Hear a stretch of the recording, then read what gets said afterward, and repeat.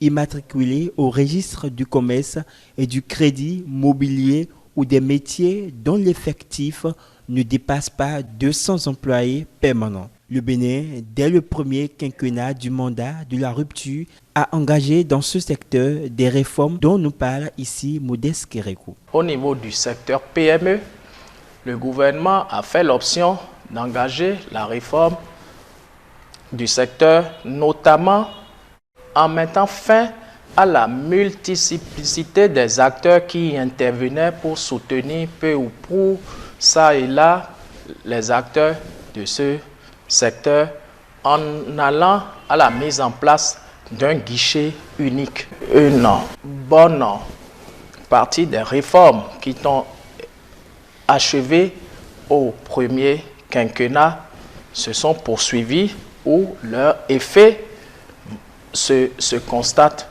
de plus en plus. Je veux parler en termes notamment de la facilitation de la création d'entreprises dans notre pays, toutes les mesures législatives et réglementaires qui ont été prises.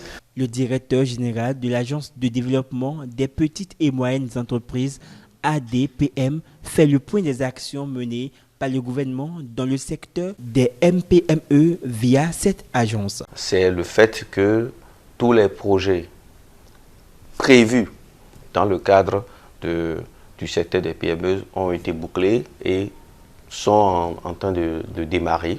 Je n'ai pas cité ici tous les projets, mais tous les partenaires techniques et financiers qui avaient prévu des projets avec le Bénin ont conclu ces projets, ont démarré tout doucement ces divers projets et dont la montée en puissance permettra d'impacter beaucoup plus les micro, petites et moyennes entreprises au Bénin dans les années à venir. Ce qui est prévu sera fait avant 2026, qu'on fera plus que cela. C'est ça même l'ambition. Ça permettra d'impacter et d'avoir une masse critique de micro, petites et moyennes entreprises capables de permettre la transformation structurelle de l'économie et d'assurer la prospérité du Bénin dans l'avenir. Le directeur général de l'Agence nationale pour l'emploi ANPE, Hubin Amegbedji, met en lumière quelques actions de l'agence pour faciliter l'employabilité. Le gouvernement a mis à notre disposition de nouvelles mesures qui permettent de promouvoir avec beaucoup plus d'efficacité et d'efficience de l'emploi,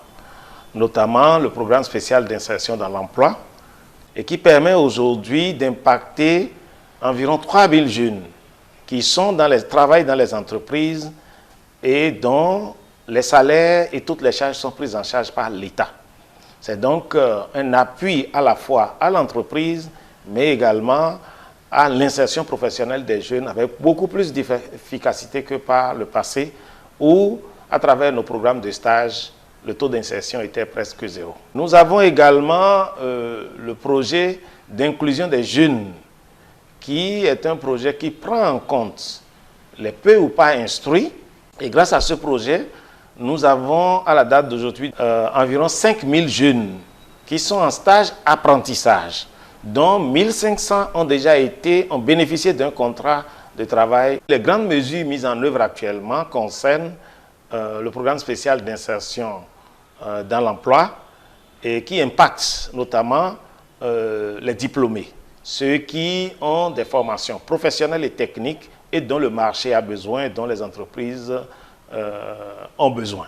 Quelques directeurs de petites et moyennes entreprises se disent satisfaits des avancées en cours dans ce secteur.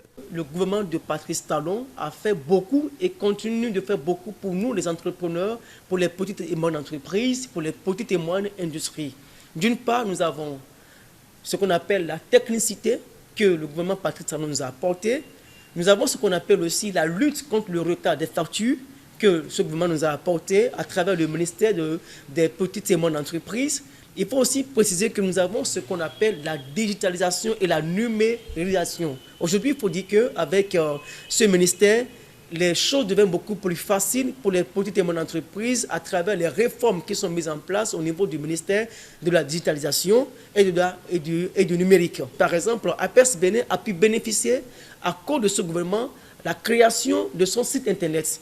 Ce sont par exemple quelques actions positives que le gouvernement du président Patrice Talon a donc permis à ce que les PME et les PMI puissent obtenir.